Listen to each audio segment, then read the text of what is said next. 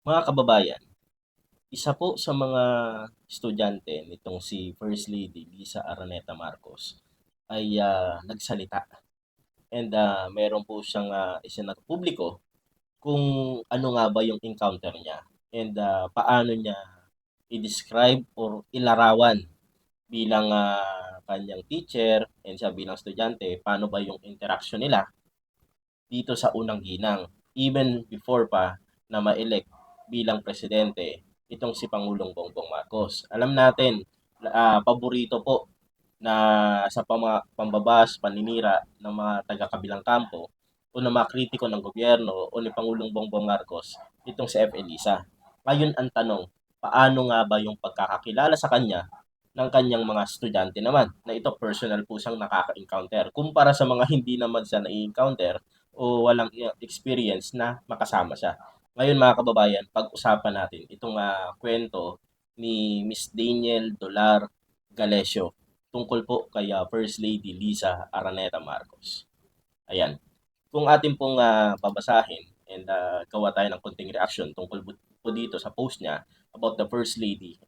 This was a post on February 1, 2026. Kung babasahin po natin, sabi niya rito, every time the First Lady walks into our classroom, she isn't the First Lady. She is our teacher. Okay. For nearly 4 years, this has been no politics, just the law. I assume na naging teacher niya si First Lady. Ito personal ano ko lang assumption to Siguro before pa naging presidente si Pangulong Bongbong Marcos. Sabi niya rito for nearly 4 years there has been no politics, just the law. If you're ever wondered what it's like to be her student, the answer is simple. You come prepared. She has no nonsense radar for when you're just making bola her words. From the grilling recitations to creatively acting out landmark cases, she is a law professor through and through. Seeing her balance her advocacies and projects while never missing a beat in class changed my mindset. Whenever I felt like slacking, I'd remind myself if she can juggle tons of projects and engagement while still keeping track of our class standings every single meeting, wala akong karapatan na mag-relax. O, tama nga naman. 'Di ba may time pa nga na sa online class yata 'yon, 'di ba? Webinar class itong si F. Elisa, 'di ba? And si Pangulong Bongbong Marcos biglang nag-appear sa likod, 'di ba? And even sa day-to-day na mga activity ni F. Elisa na mga ino-oversee niya at pinangungunahan niya ng mga improvement and development, especially for the culture and arts natin dito sa Pilipinas.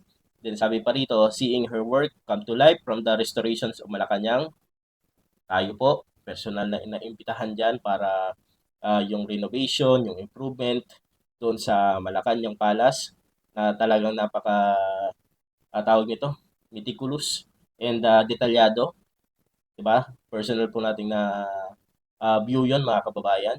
Then the Goldenberg Mansion, Bahay Ugnayan, napuntahan natin 'yan for how many times.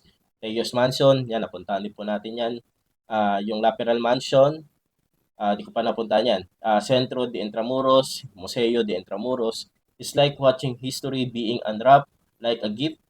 And sabi niya, I am amazed by the concept of turning these old mansions into a time machine for us to see, feel, and bask in our history. I can truly say that FL Lam isn't just a leader, she's a strict law professor who made us remember cases through skits and a hands-on First Lady with a vision. Okay, thank you FL Lam for this priceless gift. You should come visit Centro de Intramuros and Museo de Intramuros. Ayan, yung post po ng isang estudyante ni F. Elisa na si Miss Daniel Dolar Galesio. Okay, ang ano po natin dito, si ma'am, siya, itong nag-post po niyan, may personal encounter siya sa First Lady. 'Di ba? Alam naman po natin, paboritong-paborito po naggawa ng kwento, ng issue, kung ano-ano. Lalong-lalo ng mga kritiko ni Pangulo, yung mga gusto nang mapabagsak si PBBM, mga kababayan. Paborito nila yan si F. Elisa. Ang tanong, magtatagumpay ba sila? 'Di ba? Kasi kung tatanungin mo, or bago ka pumuna sa isang tao, tanungin mo muna sarili mo, kilala ko ba siya? Ano bang alam ko tungkol sa kanya? 'Di ba? Ako ba'y nakasama ko siya ng ilang araw? 'Di ba, ma-encounter ba ako sa kanya, tapos sasabihin kong ganito siya. 'Di ba, nakakapagtaka yung mga gano'ng, sasabihin, 'di ba? Kaya mag-isip po tayo mga kababayan. Ito si ma'am ay estudyante ni F. Elisa, for, almost, 4 years na daw, o nearly 4 years na, 'di ba?